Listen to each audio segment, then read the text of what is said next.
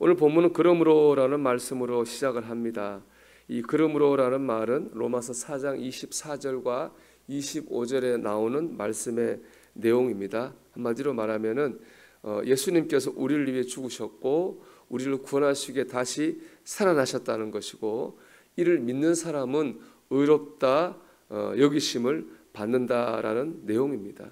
그러므로 예수님께서 나를 위해 죽으셨고 나를 살리기 위해서 다시 살아나셨고 이것을 믿으면 구원을 받기에 라는 말이거든요. 여러분, 우리는 의롭다 하심을 받았습니다. 의롭다는 말은 죄가 하나도 없다 이런 뜻입니다. 죄가 하나도 없이 영혼이 완전히 깨끗하다는 그런 말이죠. 의인이 되었다는 말이죠. 여러분, 세상에 그런데 의인은 없습니다. 착한 사람은 있어요. 근데 죄가 하나도 없는 사람은 세상에 없습니다. 그런데 우리는 예수님을 믿음으로 말미암아 의롭다 하심을 받았습니다. 착각을 하면 안 됩니다. 우리가 의로워진 것이 아닙니다. 의롭다라고 하는 여김을 받은 거예요. 그래서 구원을 신학적인 용어로 하면 칭의라고 합니다. 의롭다 칭함을 받은 거죠. 우리가 예수님을 믿을 때 예수님께서 우리를 의롭다 이렇게 여겨 주셨다는 겁니다. 이렇게 의롭다 하심을 받은 우리에게 주신 축복이 있습니다. 화평입니다. 1절 하반절에 나오죠. 우리 주 예수 그리스도로 말미암아 하나님과 화평을 누리자. 우리가 예수님을 믿을 때 하나님과 화평을 누립니다. 그전에 죄가 하나님과 우리를 가로막았거든요. 죄인 하나님과 원수라 그랬거든요. 우리가 원수였어요.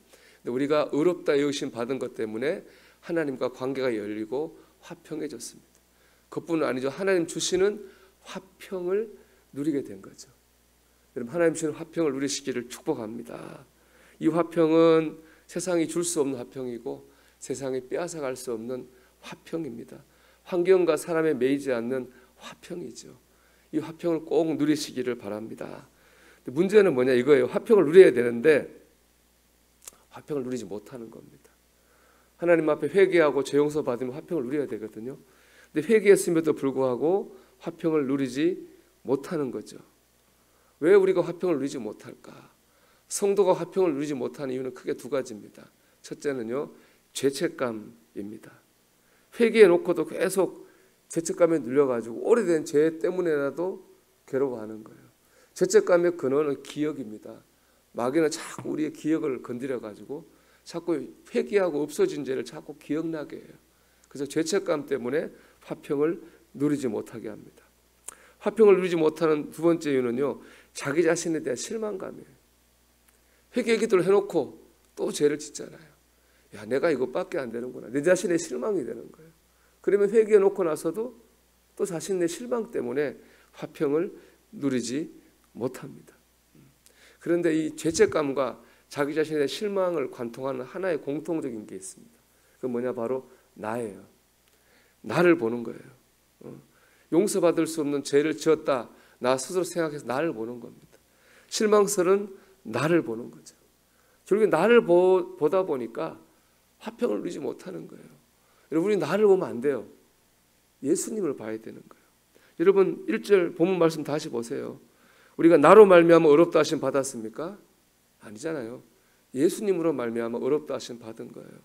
나로 말미암아 하나님과 화평을 누립니까? 아니죠. 예수님으로 말미암아 우리는 화평을 누리는 겁니다. 예수님을 바라보고 예수님을 붙들어야 됩니다. 그런데 자꾸 나를 바라보는 거예요. 내 모습을 묵상하는 거예요. 지난날 내 모습, 지금의 또 변하지 않는 내 모습, 이러니까 실망하는 거죠. 언뜻 보면 이건 양심적인 모습처럼 보이고 겸손한 모습처럼 보이는 거죠. 아, 이런 내가 이런데 어떻게 보면 좀 겸손해 보이고 양심적인 거 보이지만 사실은 그렇지 않습니다. 본질은 믿음이 없는 겁니다. 주님이 아니라 나라는 우상을 숭배하는 겁니다. 여러분, 내 죄를 용서하신 분은 예수님입니다. 나를 하나님과 화평케 하시고 화평 주시는 분도 예수님입니다. 우리 내가 아니라 예수님을 바라보고 예수님을 붙잡아야 됩니다. 여러분, 오늘 5장 8절 한번 보십시오. 우리가 아직 죄인 되었을 때에 그리스도께서 우리를 위해 죽으심으로, 내가 죄인일 때 예수님이 나를 위해 죽으심으로 내 죄를 사하셨습니다. 10절입니다. 곧 우리가 원수 되었을 때에 그의 아들의 죽으심으로 말미암아. 우리가 하나님과 원수일 때 예수님 죽으셔서 우리와 하나님을 화목케 하셨습니다. 내 모습이 중요한 게 아닙니다. 내가 죄인이든 내가 지금 죄인이든 하나님과 원수가 되었든 지금 내 모습이 중요한 게 아닙니다. 중요한 건 뭐죠? 예수님이죠. 예수님이 내 죄를 용서하시고 예수님이 나와 하나님을 화목케 하신 겁니다.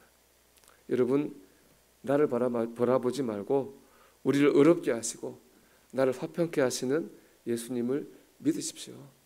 예수님을 바라보고 예수님을 의지하십시오. 예수님이 우리를 그렇게 하시게 할 줄로 믿으십시오.